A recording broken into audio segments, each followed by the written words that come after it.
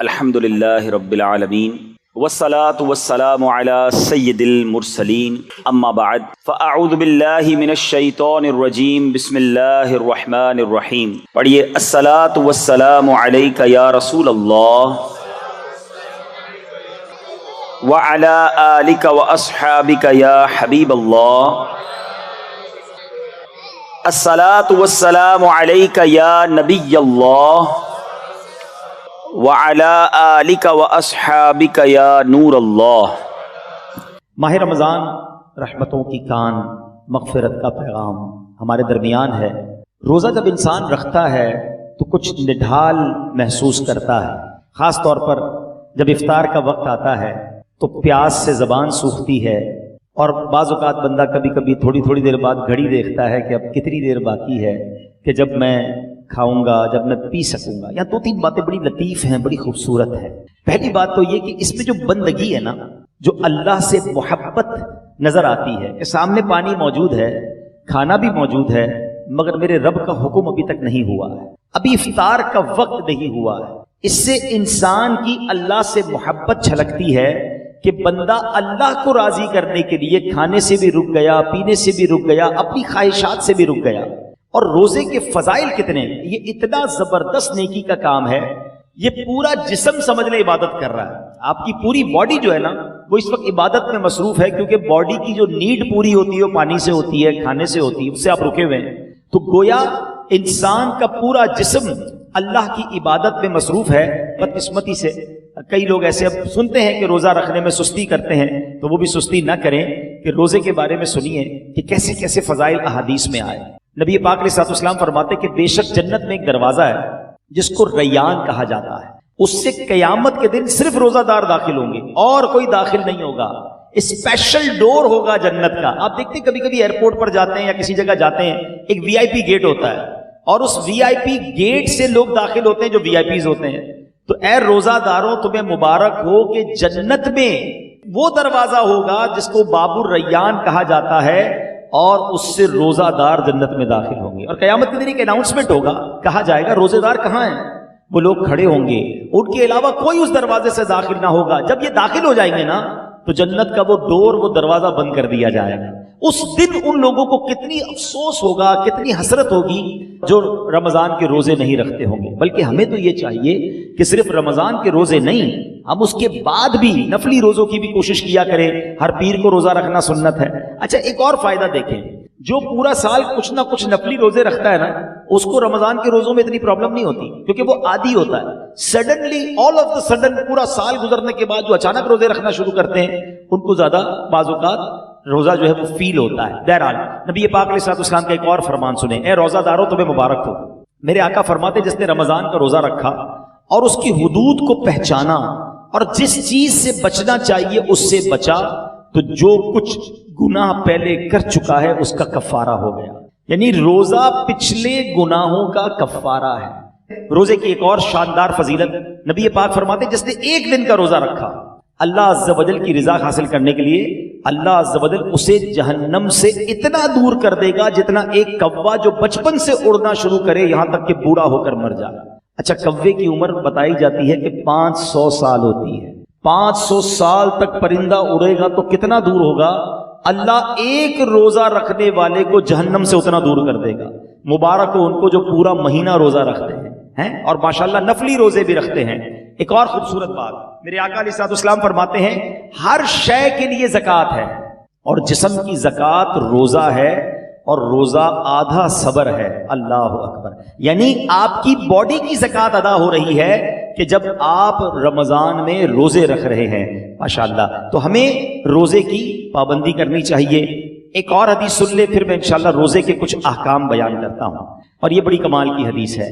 نبی پاک علیہ الصلوۃ والسلام نے فرمایا کہ قیامت والے دن روزہ داروں کے لیے ایک سونے کا دسترخوان رکھا جائے گا جس سے وہ کھائیں گے، حالانکہ لوگ حساب کتاب کے منتظر ہوں گے. اب ذرا سوچئے، آج بھوک لگ رہی ہے، پیاس لگ رہی ہے، کھانے سے رکے ہو نا.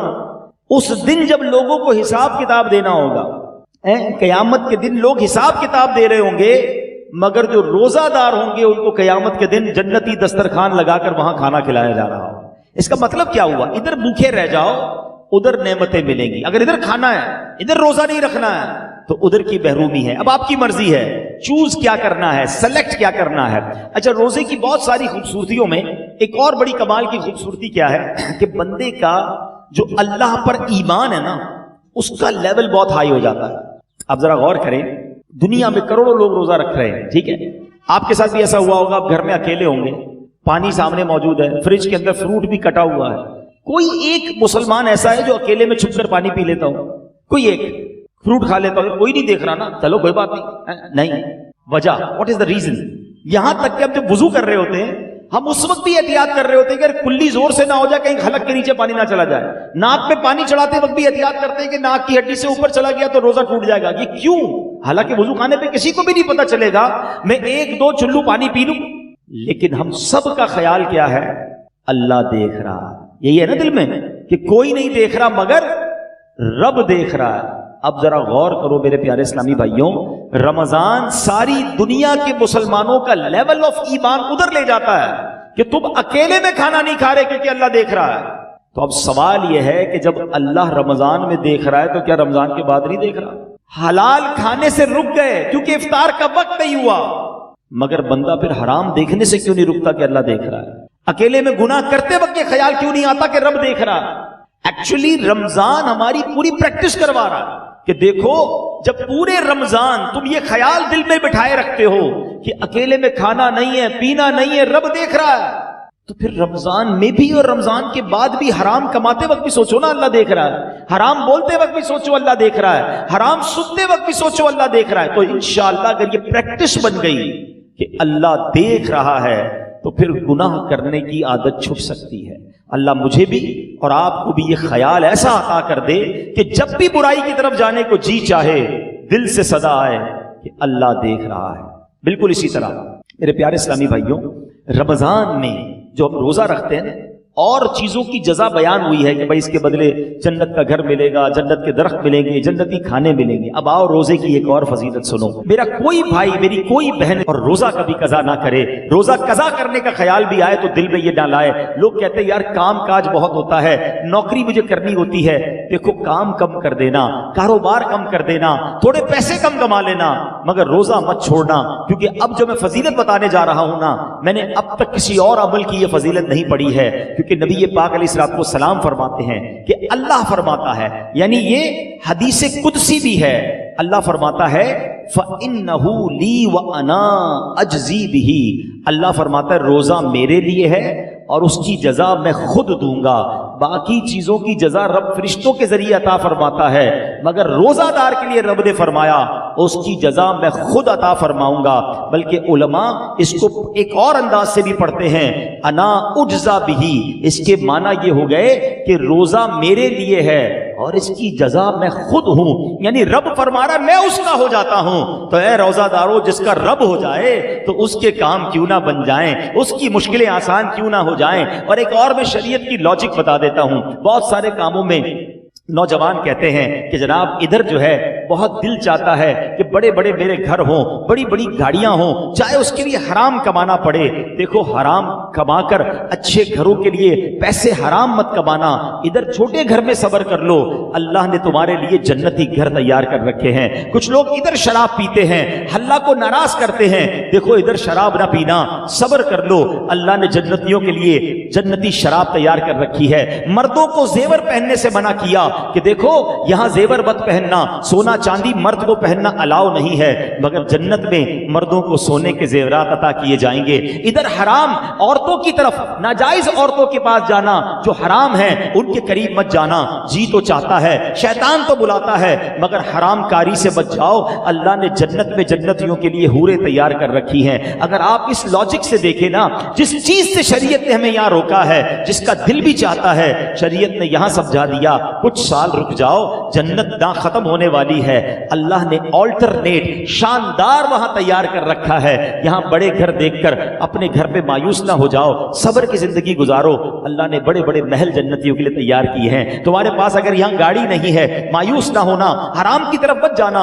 जन्नतियों के लिए अल्लाह ने जन्नती सवारियां तैयार की हैं। यहाँ अगर महंगे और अच्छे खाने नहीं खा सकते, पैसे थोड़े हैं, हराम की तरफ मत जाना, सब्र कर लेना। अल्लाह ने जन्नतियों के लिए जन्नती दस्तरखान लगाए हुए हैं, जन्नती मशरूब मौजूद हैं। अरे इंसान जो तमन्ना करेगा अल्लाह उस किस्म का खाना उसके सामने अता फरमा देगा। तो जब वो नेमतें मौजूद हैं तो कुछ सब्र के साथ, कुछ कनात के साथ, अल्लाह की रिजा के साथ और हलाल रोजी के साथ जिंदगी गुजार लें। इंशाअल्लाह दुनिया भी बेहतर होगी और आखिरत भी बेहतर हो जाएगी।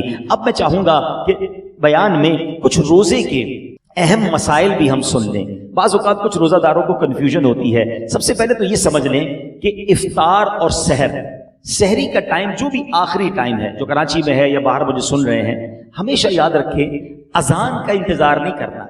अजान नमाज के लिए होती है, सहरी बंद करने के लिए नहीं होती है। ठीक है ना? हो सकता है मौज़िन साहब 5 मिनट लेट हो जाए, कभी उनकी जनाब, अच्छा कुछ लोग कहते हैं अजान होगी तो रोजा बंद करेंगे, और अगर आपके इलाके में लाइट ही चली गई और माइक ही बंद हो गया मस्जिद का, फिर क्या करेंगे? रोजा बंद नहीं करेंगे। तो अजान जो है वो रोजा बंद करने के लिए, इफ्तार के लिए नहीं होती, वो नमाज के लिए होती है। रोजे का ताल्लुक टाइमिंग से है। वक्त सहर यानी फजर का वक्त शुरू हुआ, जैसे ही शुरू हुआ अब आप खा पी नहीं सकते। 1 सेकंड भी आपने ज्यादा खा लिया तो अब पूरा दिन आप बेशक भूखे रहें, रोजा नहीं होगा, आपका रोजा शुरू ही नहीं हुआ। तो बेस्ट तरीका क्या है? अपनी घड़ी का टाइम सेट रखें। अब तो मोबाइल फोन आ गए, जो इंटरनेट वाले मोबाइल होते हैं उसमें भी मोबाइल टाइम बड़ा परफेक्ट पता चल रहा होता है। 5 मिनट पहले, कोई लाजिम थोड़ी है कि आखिरी मिनट तक खाना पीना है, 5 मिनट पहले आप खाना पीना बंद कर दें। टूथपेस्ट वगैरह करना है तो भी कर लें और अपने तमाम मामलात से फारिग हो जाए, दुरूद पाक पढ़ें, ताकि आप फर्ज रोजा है ना, अगले 15 घंटे भूखा रहने के लिए तैयार है, तो 5 मिनट ज्यादा भूखा रह जाए ना भाई, 5 मिनट 10 मिनट पहले फारिग हो जाए सहरी से। बिल्कुल इसी तरह इफ्तार में भी आपने करना यह है कि इफ्तार में आपने घड़ी देखकर इफ्तार करना है, टाइम देखकर इफ्तार करना है। 1 मिनट ऊपर हो जाए खैर है, पहले इफ्तार ना हो जाए। बाज़ औक़ात होता है लोगों की घड़ी टाइम पे नहीं होती, 5 मिनट पहले इफ्तार कर लेते हैं। आपको पता होना चाहिए कि टाइम हुआ कि नहीं। और बिल्कुल इसी तरह अजान मगरिब की नमाज के लिए होती है, इफ्तार के लिए नहीं होती। इसमें बाज़ औक़ात 2 गड़बड़ हो जाती हैं।